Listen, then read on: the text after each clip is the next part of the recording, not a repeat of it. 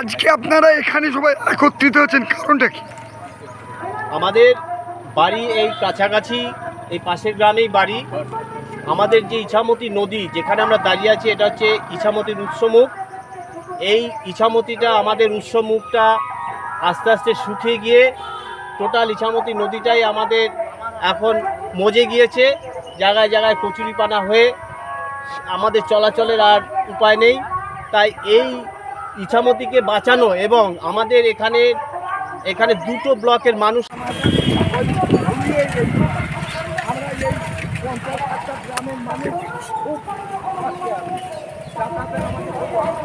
ব্লকের লোক চলাচল করে ব্লক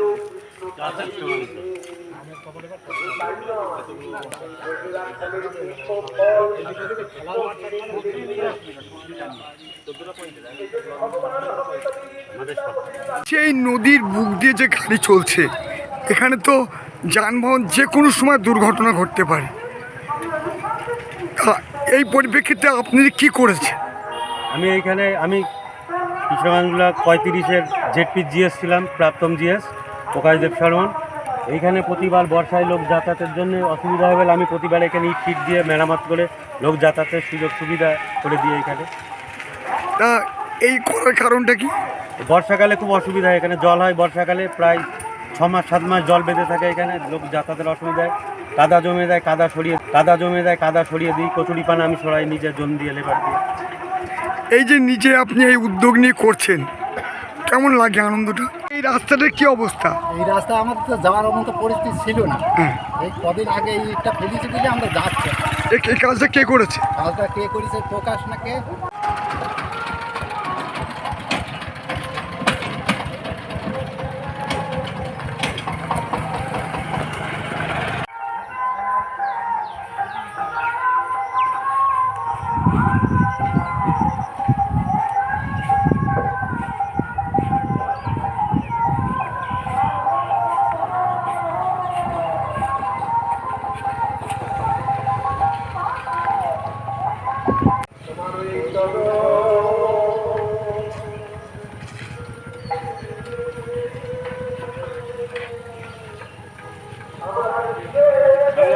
আপনাদের এইখান থেকে যাতায়াতের এত অসুবিধা, কি বলবে?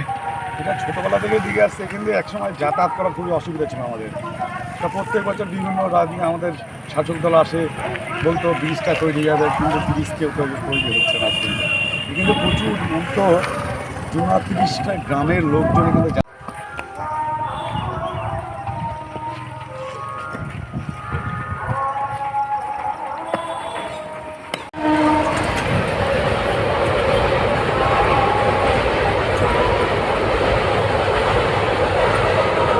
আপনারা এই নদীর মাঝখান দিয়ে গাড়ি নিয়ে যাচ্ছেন, আপনাদের কি কোনো অসুবিধা হয়? অসুবিধা তো হয়।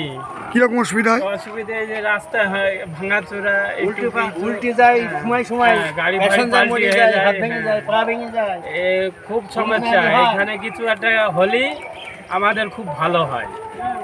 আপনার নাম? বিবেক বিশ্বাস।